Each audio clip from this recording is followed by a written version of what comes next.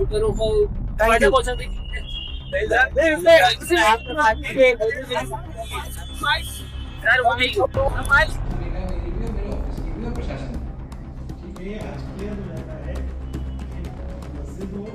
कुछ आधी अधूरी इन्फॉर्मेशन जो है समाज में भेजी जा रही है, उसकी कई बातों के खुलासे आज हो गए।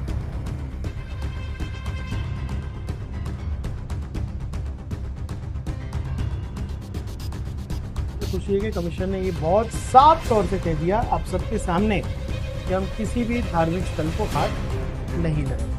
भिवंडी शहर की ट्रैफिक में टू व्हीलर ही आपका सच्चा साथ निभाती है और हर परिवार में अपनी गाड़ी को लेकर काफी इमोशंस जुड़े होते हैं। तो इस त्योहार के मौके पर जमजम मोटर्स अपने कस्टमर्स के लिए लेकर आए हैं फेस्टिव धमाका ऑफर, जहां 1 अगस्त से 30 अगस्त 2025 तक 50 लकी कस्टमर्स को मिलेगा बड़ा सा गिफ्ट हैम्पर। ये लकी कस्टमर लकी ड्रॉ द्वारा निकाले जाएंगे। साथ ही मिलेगा आपको जमजम मोटर्स का 15 सालों का भरोसा, जहाँ इन्होंने बनाए हैं अपने 50,000 से ज्यादा happy customers. Easy finance, minimum document, spot approval और स्पॉट डिलीवरी, वो भी कम से कम डाउन पेमेंट पर। तो इस त्योहार के मौके पर एक बार जरूर विजिट कीजिए Zamzam motors at Giriraj complex, Jain colony, opposite ST stand, Bhiwandi. Hello friend, मैं फिरोज मेहमान दवाई में आप सभी का स्वागत है।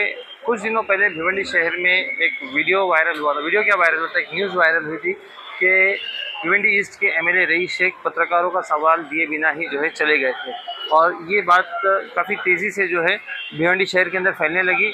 आज उसी मुद्दे के ऊपर, उसी बात के ऊपर एमएलए रईस शेख ने भिवंडी महानगर पालिका के आयुक्त से एक मीटिंग की, और वो मुद्दा था कल्याण रोड का डीपी प्लान के ऊपर आज आयुक्त से विस्तार में चर्चा की कि उन्हें कंपनसेशन क्या मिलेगा, और उन जो मेट्रो है वो अंडरग्राउंड जाएगी कि ओवरग्राउंड जाएगी, साथ ही साथ में क्या डीपी है, कितना टूटेगा, उसके अंदर जो धार्मिक स्थल है वो टूटेंगे कि नहीं टूटेंगे, इन सभी बातों के ऊपर विस्तार से चर्चा हुई। और उसके बाद में रईस शेख ने जो है मीडिया से बात करके मीडिया का जो है मुस्कुराते हुए जवाब दिया। तो क्या कहा एमएलए रईस शेख ने, खास करके कल्याण रोड के बारे में, और जो अफवाहें फैल रही थी या जो बातें चल रही थी, जो आरोप लगाए जा रहे थे, उसके ऊपर क्या कहा रईस शेख ने, आइए सुनते।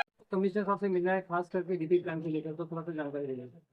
देखिए, आज कमिश्नर साहब से जो मुलाकात हुई है वो वही बात करने के लिए हुई है जो मैं हमेशा असेंबली में बोलता हूँ। हमने हमेशा से आवाज़ उठाई है कि अगर भिवंडी शहर में किसी का भी स्ट्रक्चर टूटता है डेवलपमेंट के लिए, तो मेरा रिकॉर्ड है 2019 से कई बार मैंने कहा है कि उसको मुआवजा जो है वो मिलना चाहिए, और मुआवजा ज़मीन मालिक को मिलना चाहिए, टेनेंट को मिलना चाहिए, लीगल इलीगल ना देखते हुए सबका पंचनामा करके उनको मुआवजा मिलना चाहिए, और ये मुंबई में हो रहा है।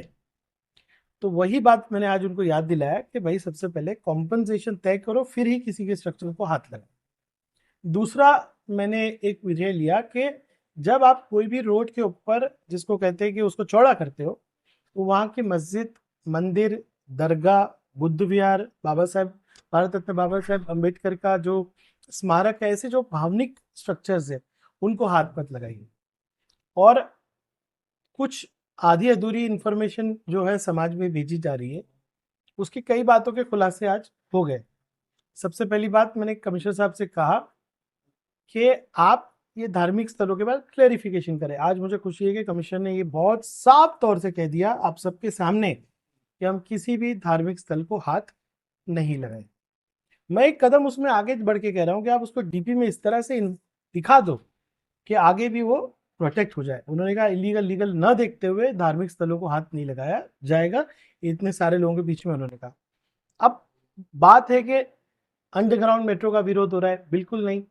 ये डिसीजन 2023 में हो चुका है, 2023 में। और आज भी मैं एमएमआरडी के कमिश्नर से मेरी बात हुई, कैबिनेट इसका निर्णय यानी टेंडर निकालने का, शासन निर्णय तो हो गया अंडरग्राउंड का, कोई प्रॉब्लम नहीं है। अब टेंडर भी ये महीने में निकलेगा, उसका कैबिनेट को अप्रूवल देना है, और कैबिनेट में फाइल पुट अप अभी जल्द से जल्द हो जाएगी।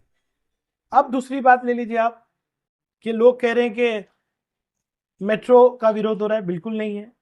आज कमिश्नर ने सबके सामने क्या क्लेरिफाई किया, डीपी प्लान अलग है, मेट्रो अलग है, और जो कुछ भी सर्वे हो रहा है, मैंने उनसे कहा कि हमको कॉन्फिडेंस में लेने की बात करो। तो कई चीजों का हमने खुलासा किया आज। मेट्रो 23 में पास हो गए अंडरग्राउंड, कोई विरोध किसी का नहीं है। हम ये कह रहे थे कि हमारे ब्रिजेस को बना के दो। हम सब जानते हैं कि भिवंडी शहर के ब्रिजों की क्या हालत है। अभी दमनकर नाके पे जो ब्रिज है वो ऑलमोस्ट मेरे ख्याल से उसका रिकॉर्ड भी नहीं मिल रहा और वो कभी भी गिर सकता है। उसके बाद जितने ब्रिजेस है रोज एक्सीडेंट हो रहे हैं। हम चाह रहे हैं कि जो है ब्रिज 4 लेन का बन जाए, नीचे पिलर वही रह सकता है, स्ट्रक्चरल ऑडिट उसका करने के लिए कह रहे हैं। ये सब चीज़ों को समझ के सम्मानीय मुख्यमंत्री जी ने जो है मेरे ख्याल से जून या जुलाई में मीटिंग रखी थी और 26 जून को मीटिंग रखी थी, ये आज अभी 2025। और उस दिन उन्होंने कहा था कि भिवंडी शहर के विकास के लिए रिंग रोड, ब्रिजेस और रोड, ये सब के लिए एक प्रपोजल एमएमआरडी और भिवंडी कमिश्नर उनको सबमिट करे, जिसमें जहां जहां आप रोड वाइडनिंग करेंगे उनको पैसे कितने देने वो भी है। और एक बात गलतफहमी लोगों में है कि कल्याण रोड की रोड वाइडनिंग हो रही, आज मैंने भी लाया काजी की तरह 8 रोड का, तो मैं एग्जाम्पल दे रहा हूँ। कोई भी भिवंडी का ऐसा रोड नहीं है कि जिसको वाइड नहीं किया जाता। डीपी का उसूल है कि आपका रोड अगर 6 मीटर का है तो 9 मीटर होता है, 9 मीटर का होता है तो 12 मीटर का होता है। और ये आप 8 रोड देख लीजिए, सब वाइड हो रही। खाली 8 रोड नहीं दिखा मैंने, 8 रोड अभी 10 मिनट में बना लिया। तो हर रोड की वाइडनिंग होती है। मैं जो दुष्प्रचार हो रहा है उससे लोगों को बचना चाहूंगा। भिवंडी में विकास की बात होनी चाहिए। कुछ लोग राजनीतिकरण करना चाहते भी, आमदार का नाम, बिल्डर का नाम, मसाला नहीं डालेंगे तो पिक्चर कौन देखेगा, है कि नहीं? तो मसाला डालने के लिए कुछ भी एलिगेशन लगाओ। हम अभी आपको बताऊं, गौहर कंपाउंड के लोग आए कि वहाँ पे आरजी जो है, जो ग्रीन लाइनें बढ़ गई, हम उनके लिए कॉर्पोरेशन आए, उनकी बात की, वो सरकार से मना के ले रहे हैं। रोहिदास पाटिल, ये अशोक पाटिल जी 2-3 दिन पहले आए कि मेरे यहाँ पे इशू है। हर डीपी के इशू को हम सुनते हैं, उनके लिए आते हैं, लड़ते हैं। और असेंबली गवाह है भिवंडी की कि कितनी बार डीपी के इशू उठाए गए हैं, कितनी बार रिंग रोड के इशू उठाए गए। तो ये सब बातें आपसे करनी थी। और अच्छी बात यह है कि कल्याण रोड के लोगों के साथ सुरेश पाटिल जी भी आ गए। आज कई बातों का क्लेरिफिकेशन हो गया कि धार्मिक स्थलों को हाथ नहीं लगाया जाएगा। कॉम्पनसेशन पे डिटेल बात हुई, कॉम्पनसेशन पे कई बात हुई और कमीशन ने ये कबूल किया कि हम हाइब्रिड मॉडल यानी पैसा देने के भी बारे में कंसीडर करेंगे। और हमने एक कदम आगे जो बढ़ के कहा कि सरकार से बात करो कि सबको मुबादला मिले, और ऐसी कई बात का क्लेरिफिकेशन आज हुआ। कल्याण रोड वाले जो आप बता रहे हैं कि उनको 3 बार चुका है लेकिन उनको मुबदला नहीं मिला, कंपनसेशन नहीं मिला, तो आज उस बारे में क्या बोलेंगे? ये बात आज नोमानी साहब ने, सोलापुरी साहब ने, सबने हमारे सामने रखी।